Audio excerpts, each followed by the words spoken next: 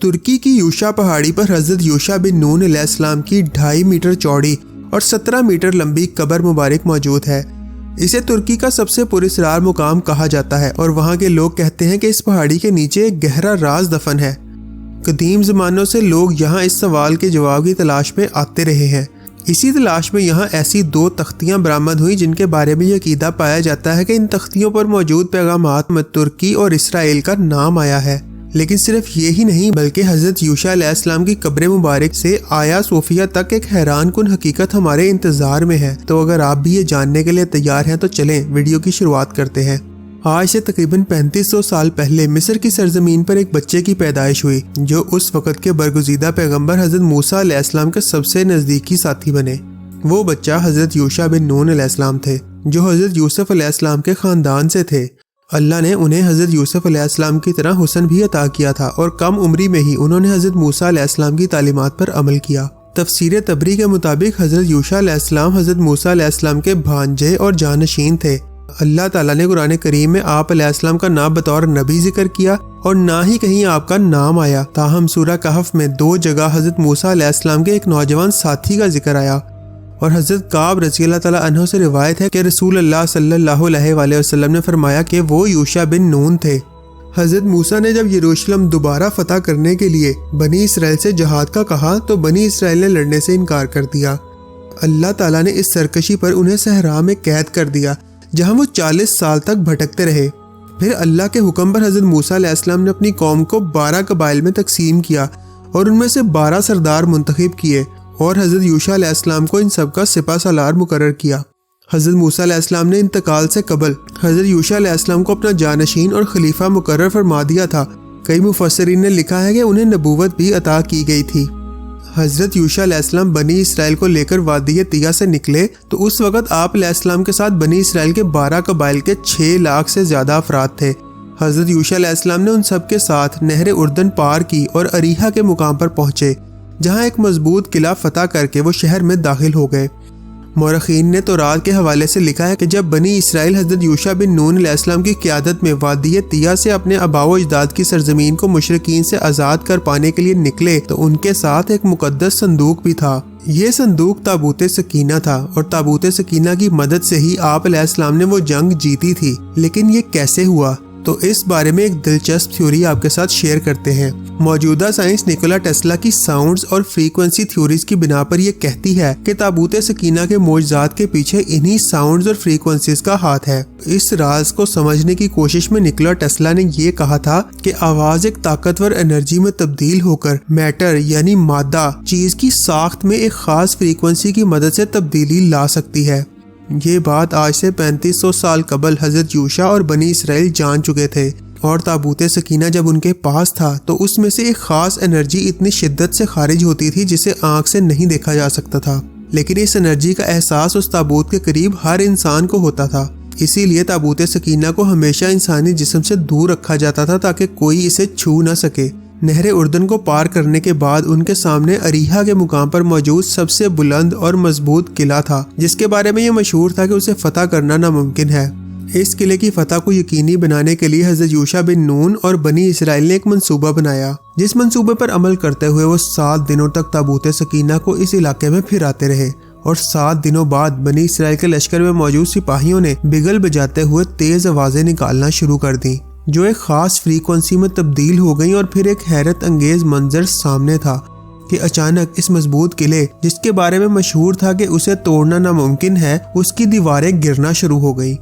ہوا کچھ یوں کہ 7 دنوں تک اس قلعے کے ارد گرد تابوت سکینہ کے ساتھ چکر لگائے گئے، جس کی وجہ سے تابوت سکینہ میں موجود انرجی وہاں پھیل گئی، اور پھر 7ویں دن جب اس انرجی میں بے تحاشا اضافہ ہوا تو بگل بجانے سے ان آوازوں کی فریکوینسی تابوت سکینہ سے نکلنے والی انرجی سے مل کر ایک خاص ساؤنڈ ویوز میں تبدیل ہو گئی۔ ان ساؤنڈ ویوز کی شدت نے اس قلعے کی مضبوط دیواروں کو تھوڑی ہی دیر میں ملبے کا ڈھیر بنا دیا۔ اس فتح کے بعد بنی اسرائیل حضرت یوشا کی قیادت میں کنعان میں داخل ہوئے اور وہاں اپنی حکومت قائم کی۔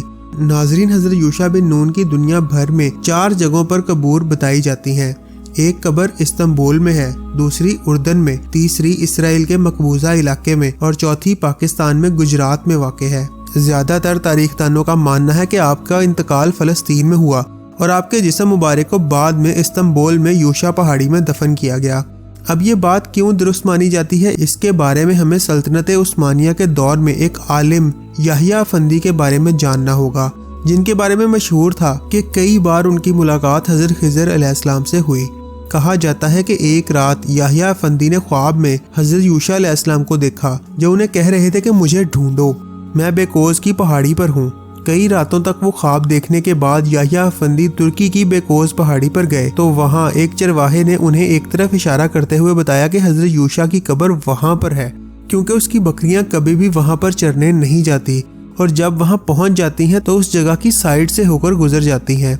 याहिया अफंदी को मालूम हो चुका था कि आप अलैहिस्सलाम की कब्र वही है, जिसके बाद उन्होंने उस वक़्त के सुल्तान को इस बारे में बताया, जिन्होंने वहाँ पर एक मज़ार तामीर करवाया। सैकड़ों सालों से यहाँ के लोगों की एक ही बात नस्ल दर नस्ल मुंतकिल हो रही है कि यूशा पहाड़ी पर कुछ ऐसा ज़रूर है जिसे वो देख नहीं सकते मगर महसूस कर सकते हैं।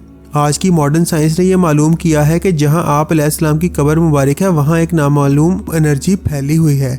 इस बारे में एक तुर्किश राइटर सरदार अहमद तान ने अपनी एक किताब में तफसील से जिक्र किया है, जिसमें वो लिखते हैं कि हज़रत यूशा की कब्र मुबारक की तामीर के वक़्त यहाँ से 2 ऐसी तख्तियाँ मिली जिनको 1837 में आप अलैहिस्सलाम के मज़ार के दरवाजे के दोनों तरफ लटकाया गया और जिन पर अशार की शक्ल में कुछ तहरीरें मौजूद हैं।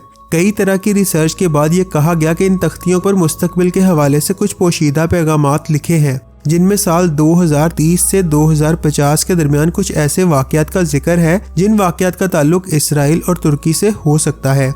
इन पैगामात को आज तक मुकम्मल तौर पर समझा नहीं जा सका, लेकिन ये कहा जाता है कि तुर्की के तोप काफी म्यूजियम में मौजूद हज़रत दाऊद अलैहिस्सलाम की तलवार पर भी एक ऐसा ही पैगाम मौजूद है। रिसर्चर्स का यह भी कहना है कि ताबूत सकीना में एक ऐसी चीज भी मौजूद थी जो इस ताबूत से निकाली गई और ज्यादा इम्कान यही है कि वो चीज इसी यूशा पहाड़ी पर कहीं मौजूद है। और ये भी दावा किया जा रहा है कि ताबूत सकीना तुर्की के सरहदी इलाकों पर ही किसी जगह पर है, लेकिन इस बारे में आज तक कोई नहीं जान सका। तुर्की के बारे में ऐसा क्यों कहा जाता है कि ताबूत सकीना तुर्की में ही कहीं है? तो इस हवाले से एक दिलचस्प थ्योरी ये सामने आती है कि हज़रत ईसा अलैहिस्सलाम के आसमान पर उठाए जाने के 109 साल बाद कुछ नाइट टेम्पलर्स ने यरूशलेम के कोने कोने में ताबूत सकीना को तलाश किया, लेकिन उन्हें कामयाबी न मिली। फिर चौथी सलीबी जंग के दौरान जब यरूशलेम सलीबियों के कब्जे में था तो वहाँ से ताबूत सकीना को निकाला गया। फिर सलीबी बादशाह दियोडोर ताबूत सकीना को वहां से लेकर हाया सोफिया लाए, जहां एक खुफिया चेंबर में इसे छुपाया गया। ये भी कहा जाता है कि सलीबियों के हाथों इस्तांबुल की शिकस्त के बाद बाज़ंतीनी बादशाह एलेक्सो III ताबूत सकीना को वहां से निकाल कर ले गए और एक नामालूम जगह पर दफन कर दिया। कहा जाता है कि हज़रत यूशा अलैहिस्सलाम और ताबूत सकीना में एक मजबूत कनेक्शन बन चुका था और इसी वजह से शायद ताबूत सकीना इधर उधर घूमते फिरते आखिर में उनके मज़ार के करीब ही पहुंच गया। इस बारे में अल्लाह को ही इल्म है कि ताबूत सकीना कहाँ है, लेकिन मुस्तकबिल में ऐसा वक्त ज़रूर आने वाला है जब ताबूत सकीना हज़रत इमाम महदी अलैहिस्सलाम को मिलेगा। अब वो इसी पहाड़ी से बरामद होगा या फिर यरूशलेम से या फिर कहीं और से, इस बारे में अल्लाह ताला के सिवा कोई नहीं जानता। नाज़रीन, यहूदी ये समझते हैं कि ताबूत सकीना मस्जिद अक्सा के नीचे दफन है और इसीलिए आए दिन वो कोई ना कोई साजिश करते रहते हैं ताकि कोई बहाना बनाकर मस्जिद अक्सा को शहीद कर सके। हाल ही में एक यहूदी रब्बी ने यह फतवा दिया है कि अब वक्त आ गया है कि मस्जिद अक्सा को गिरा दिया जाए। अगर आप इस बारे में मजीद जानना चाहते हैं तो इस नेक्स्ट वीडियो को लाजमी देखिएगा। आपसे इंशाल्लाह दोबारा मुलाकात होगी। अल्लाह हाफिज।